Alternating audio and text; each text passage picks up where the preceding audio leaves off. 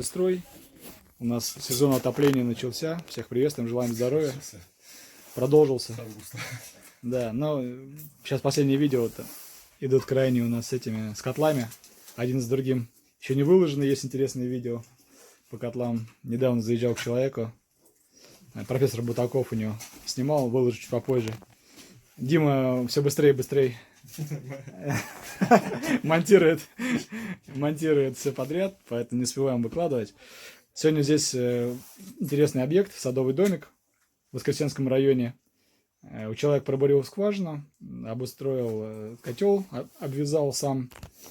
И мы здесь, пригласил нас, он решил сделать управление насосом. Насос погрузить. Да. На основе частотника Grundfos, да? Об этом снимем видео отдельно, а сейчас поговорим о котле. Котел, да? Значит, котел у нас фирма Новосибирским делает, называется «Партнер». Он, по словам хозяина дома, данный котел разрабатывался специалистом, который работал в Купере раньше, поэтому все лучшее и все, что, так сказать, не хотели делать в Купере, он сюда перетащил, и котел получился достаточно интересным. Хотели об этом котле рассказать, ибо об опыте его эксплуатации. Данный котел оснащается так же, как и Купер, тенами. В данном случае человек подсоединил тены на 6 киловатт. Дим, ты далеко не уходи, там поддерживать или там да, этот блок управления стандартный достаточно. Да, куперовский блочок, оранжевый в цветах. Их много однотипных. Вот, вспоминая недавнюю Зоту, у нее 2 крутилочки вот такие есть. То есть этот простой блок, он управляет исключительно по температуре обратки, обратной линии. А если крутилочки было бы 2, как вот на Зоте, например, то можно было бы управлять и по температуре обратки, и по температуре воздуха. И датчик воздуха, соответственно, идет в комплекте с этим блоком. Но, тем не менее, у всех 3 кнопочки. Включили, выключили. Да, интересная информация. Дом здесь порядка 90 квадратов. У человека сделан он из бруса. 150 брус. Да, 150 и утеплен еще пятеркой минеральной ваты. И у нас есть данные, он нам дал, вот он живет здесь уже порядочное время, что на 2 киловаттах при температуре на улице вот где-то 0, там небольшой минус, у него уходит в месяц 350 киловатт, или там в рублях это там 2 там, с чем-то тысячи рублей. Ну да, около 2000. И в принципе в доме достаточно комфортная температура.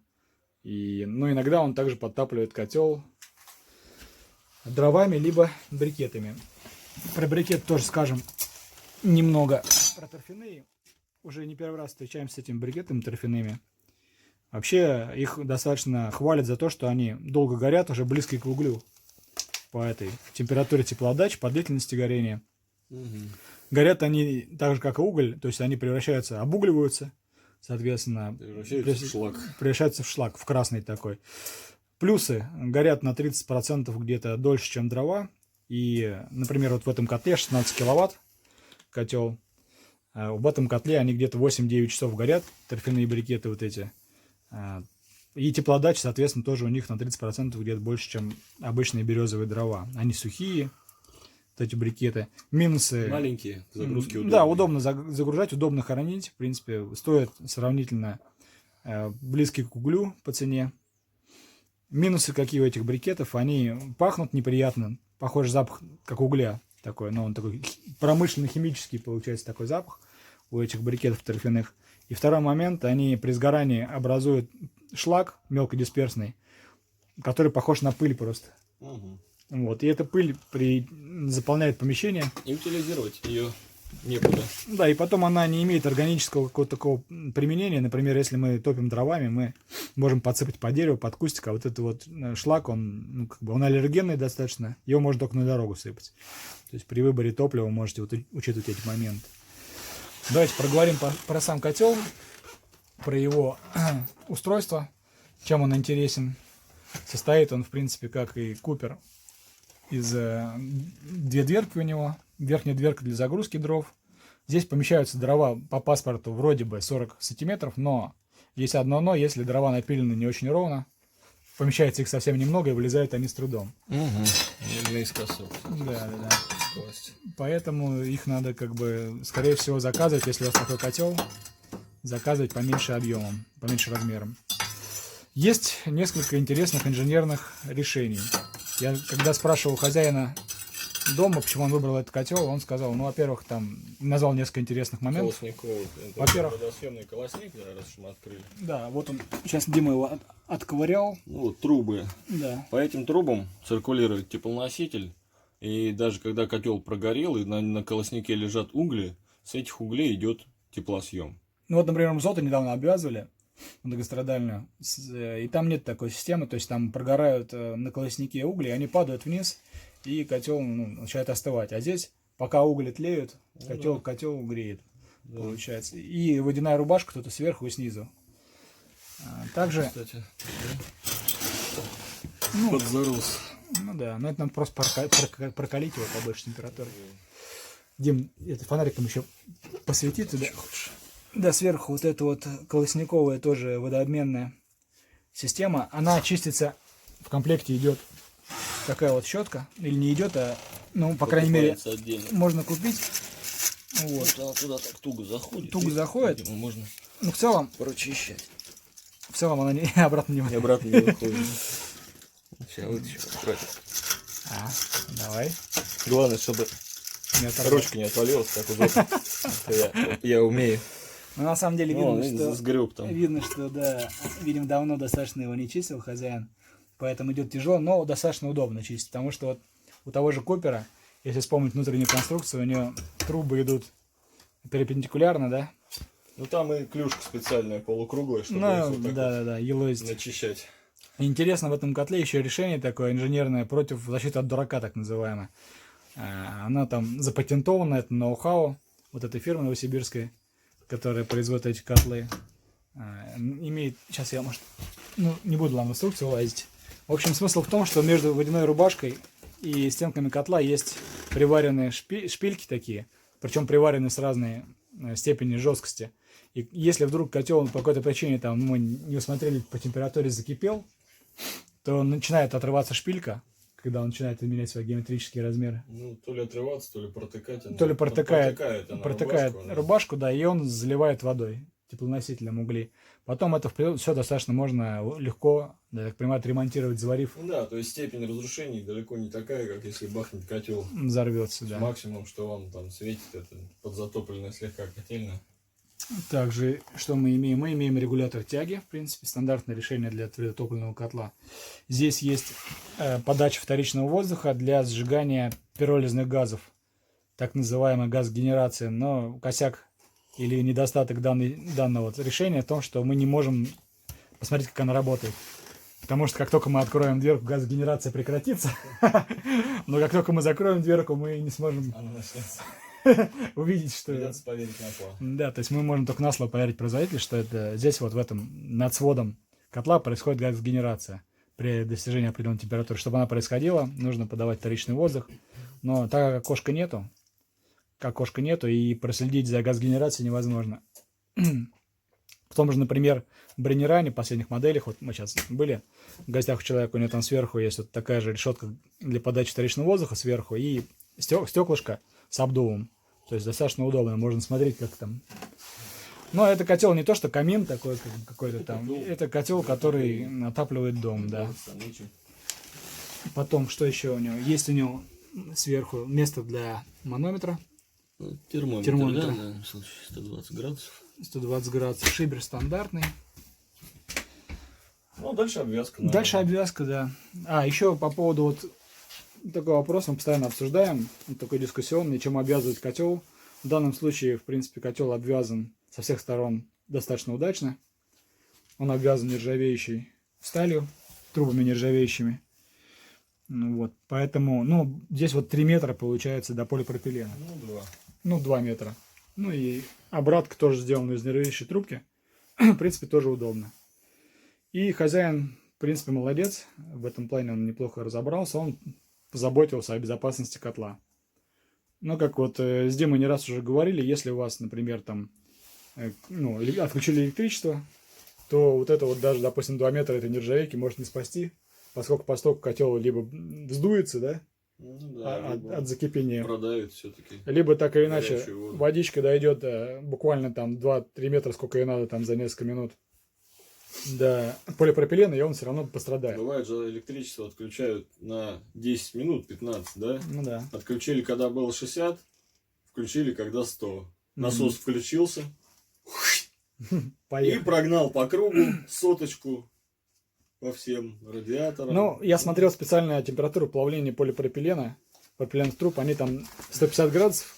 Обычно. В любом случае не пострадает, да. Обычный, необратимо не пострадает. То есть обычный полипропилен 150, армированный фольгой может 200-250. То есть вот не надо думать, что котел у вас закипел и полипропилен растекся. Расплавился, да. Да, Нет, да. он просто теряет срок жизнедеятельности. Но опять же, так активно.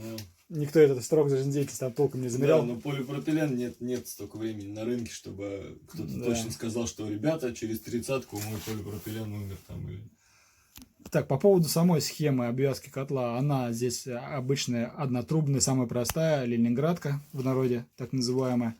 Идет подача, и по всему дому, по кругу идут радиаторы. Обвязаны вот таким простым образом. Тут, соответственно, по ходу подачи идет вверх, радиатора затекает горячая вода, и вниз стекает. Никаких тут заужающих диаметров нет у человека, никаких там дополнительных приспособлений. И по его словам, ленинградка работает отлично, 8 радиаторов. Кстати, да, это тупиковый же, да, получается, радиатор. То есть она вон туда уходит, круг уходит туда. Да. А это висит на тупике. И, видимо... Ну вот он говорит, что как только котел сгорается, вот эти все радиаторы быстро нагреваются, и буквально через 5 минут последний в кухне начинает тоже греться. Поэтому такая система тоже имеет место быть. Если радиаторов немного, и нет 8 штук, ну да, есть возможность там кинуть трубу по кругу, то можно собрать ленинградку, будет она функционировать. Да, так что вот вполне простая обвязка, как вариант сейчас выложим. Вот, для недорогая, будем так говорить. Что касается цены этого котла, он стоит порядка 25 тысяч, что, в общем-то, ну, неплохо, не так уж и дорого. Сделан добросовестно, вот ручки не сломаются никогда, антивандальные. На самом деле это правильно, вот я считаю, такие, ну, закрывается, все свободно, ничего там регулировать не надо, двери плотно примыкают, ну, покрашен так нормально. И на обратке, соответственно, стоит циркуляционный насос, который и дает, будем так говорить, движение системе. Да. Рекомендуем заглядывать вот в этот иногда грязевой фильтр, иногда бывает сбивается. Что касается безопасности, вернемся к тому, что человек позаботился о безопасности, он установил источник беспроводного питания, который называется PowerMan. Да. Данный источник 0,6 киловатт по мощности. В принципе, он покупался сейчас для того, чтобы вот этот насос, он работал, когда отключается электричество, и он свою задачу выполняет. Что касается цены, да, вот, ну, периодически нам люди пишут, очень много пишут и говорят о том, что зачем вы обвязываете там полипропиленом, давайте там делать на металле, давайте там ставить буферную емкость. Ну, вот я хотел что сказать там, рассказать анекдот, да, можно, про это. Все знают, наверное, про Сталина в театре, когда он сказал главного героя расстрелять, потому что он похож на меня. Усы как у меня, да? И мы сказали, может, усы просто сбрить? Он говорит, ну или так. И получается вот это как в анекдоте, да? Ну, хотите вы там обвязывать металлом, варить стыки, там, сгоны прикручивать, или там покупать дорогую емкость, эту буферную. Или просто вот надо потратить 8 тысяч рублей, на самом деле стоит вот это вот 0,6 киловатт источник беспроводного питания. И к нему есть в этой же фирме без проблем, везде продается аккумулятор 1224. Вот этого аккумулятора 1224. Но единственное, что, скорее всего, он тяговый. Вот я залез на все инструменты. Сейчас вот можешь, покажи экран телефона. Давай. Не видно, вот сюда повернем. Ну вот, что смотрим, ИБП. Вот это в комплекте, 9900. Да? Не, ну это сам блок. Ага. Вот какой-то загадочный за аж 4000 всего. Угу. Ну, то есть, понятно, что можно источник и за 20 найти, и за 30, вот. Но есть и какие-то вот варианты за 6500. Но это вот для именно циркуляционных насосов. Вот батареи аккумуляторные пошли для ИБП. 1520. А это вот по характеристикам? А вот 19 кликни по характеристикам 1520. Вот, кликну. Да у меня плохо работает. Вот Power Ну, Man, что-то тут... 2000 Ну, рублей. 9 ампер часов, ну, она маленькая. Ну, вот та технология ГМ, о которой ты говорил. Ну да. Вот, кстати говоря, когда сейчас мы, ну, вот этот момент уже уяснили, если вы ставите вот источник беспрерывного питания или дом на В общем, источнике беспрерывного питания, бесперебойник поставить. покупайте батареи AGM или AMG, они имеют низкий уровень разрядки, позволяет полностью разряживаться. Тяговые аккумуляторы, так называемые. Такие аккумуляторы ставят еще на моторы электро, на лодке. Вот.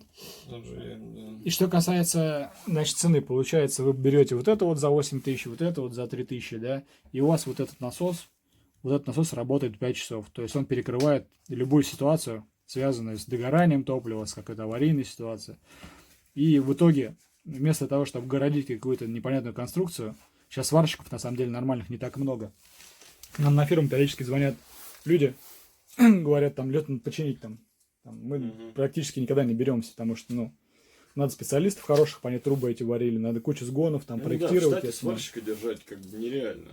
Ну да. А сварщик, который многостаночник, это такой вообще супер загадочный человек. Поэтому вот монтировали мы позавчера. Мне надо было приварить муфту на 60-ю трубу. На 57-ю. Труба 57-я, на нее не встает... Сгон, да? Муфта. Как она называется? Геба. Геба не встает. Слишком большая. Пришлось варить. Я в итоге вызывал знакомого сварщика там с Песковской ГРП, геологоразведочной партии. Он приехал. Утром было у него время, заварил, уехал. Ну, естественно, я ему там отдал денег, там какое-то количество. Ну, вообще, вот по последним данным... Так за здорово живешь, ничего не приваришь. То есть, один сгон там сварки там стоит от 500 рублей у нормального сварщика. То есть, представьте, сколько там будет этих швов. Ну, я за 1,5 по дружбе он мне запаял, Ну, заварил. Да. А так, я думаю, взял бы 3-5. И в итоге вот задаем вот вопрос всем вот этим людям, которые вопят, что нельзя обвязывать там полипропиленом твердотопливные котлы. Но, может быть... Почему нельзя, во-первых? Вот возьмите, вот это стоит 8, и это 3. Там, за 11 тысяч вы купили источник и забыли об этом геморрое, обвязали чем хотите. Никаких проблем больше нет. Ну да. В чем сложность? Ну можно на сгонах собрать, но я не знаю, сколько времени льна да. перекрутить, там руки все укрутишь. Это же уметь надо на сгонах собирать. Ну да. Так что я думаю, что вопрос исчерпан. Не усложнять. Да, не надо усложнять. Что еще про это рассказать? Дымоход здесь 4 метра, нержавеющей стали. 1 метр этого дымоход на местном рынке стоил порядка там 2500 рублей. Вот. 4 метра он собрал дымоходик, сделал, соответственно, вот это вот проходной узел. Все правильно сделано по технике безопасности. Также по технике безопасности выложена площадка керамогранитом, чтобы уголь не попал, ничего не загорелось. Но, скорее всего, вот эти расстояния выполнены неверно. Да нет, почему? Ну там метр, я на инструкции смотрел. Тены, может быть, не удастся извлечь, да, если что? Не, ну пожаробезопасность я имею в виду. То есть, вот здесь, по идее, должен быть метр и... Слушай, ты читал инструкцию? Или по идее? Да, сейчас глянем. Ну, в общем, по технике. Оказалось, в принципе, все сделано нормально. На самом деле, Дима правильно меня тормознул. Ну, почти 1,5. Здесь с этой стороны регламентируется 1,5 метра. С этой стороны регламентируется... Не регламентируется вообще.